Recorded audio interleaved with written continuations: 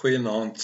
Ons kyk vanaand na die tema, ons glo dat ons die Heilige Gees in ons het.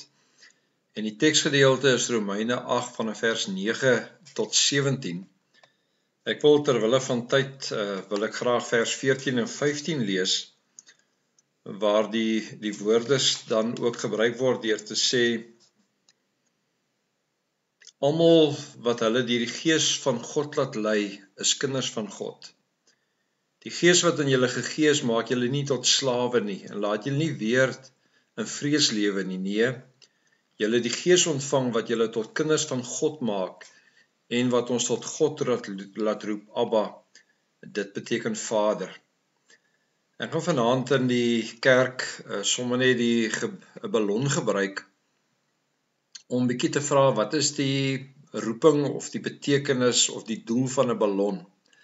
Ons kan sê dit gaan oor versiering.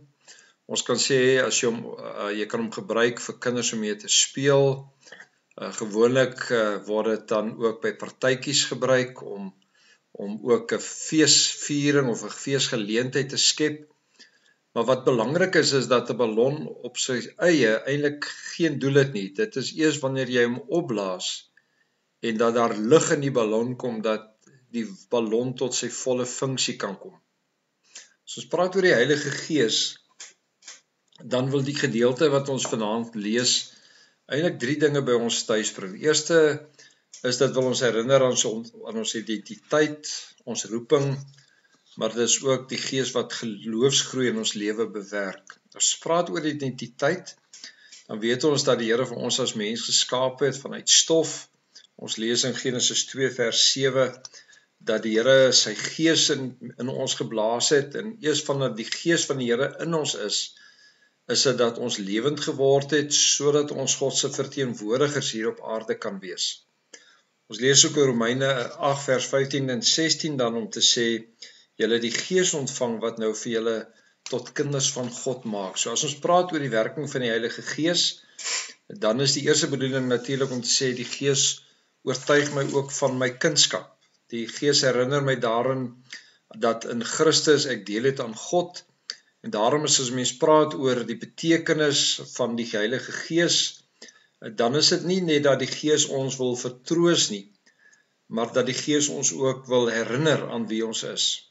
Dis seker die primêre verantwoordelikheid van die Gees, is dat dit ons wys op Christus, op sy verlossing, en die feit dat ons deur geloof in Christus dan aan God deel het. As ons praat oor ons roeping, is dit dat die Gees ook in ons is om ons te gebruik om God se werk hier op aarde voort te sit. As ons gaan dink aan die Heilige Gees, dan weet ons dat die Heilige Gees nie 'n passiewe teenwoordigheid in ons lewe het nie, maar 'n aktiewe krag. Ons lees dit in Handelinge 1 vers 8, as hy sê, julle sal krag ontvang wanneer die Heilige Gees oor julle kom, en julle sal my getuies wees. So die Heilige Gees bemagtig ons, help vir ons om eintlik God se getuies dan ook hier op aarde te wees. En God gebruik dan ook die vrug van die Gees, liefde, vreugde, geduld, nederigheid, selfbeheersing, as vrug om daardie rol in 'n gemeenskap te kan vervul. Want is juis wanneer ons in liefde optree, is juis wanneer ons verdraagsaam is, dat die Here ons gebruik ook as sy getuies, ook in 'n gemeenskap.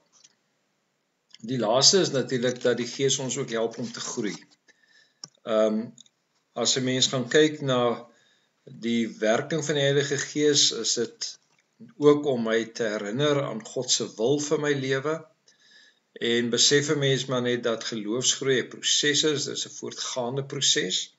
Ons lees ook hier in 2 Korintiërs 3 vers 18, wat hy sê, julle sal al hoe meer verander word om die beeld van Christus gelyk te word. Die heerlikheid wat van ons uitstraal, neem steeds toe, en dit is die werk van die Heilige Gees.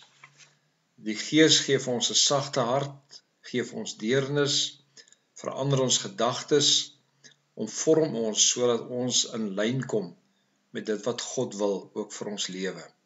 Mag ons wat die Heilige Gees ontvang het deur ons geloof in Christus, ook leef met hierdie sekerheid dat dit die Here is wat vir ons herinner aan ons identiteit. Hy maak ons deel van sy werk, hy rus ons daarvoor toe, maar verder is dat hy ook die geloofsgroei in ons lewe bewerk.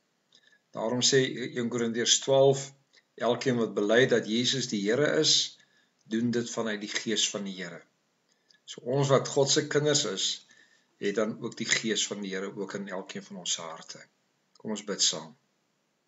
Here, seën vir ons en maak ons vol met u Gees en lei vir ons tot eer van u naam. Amen.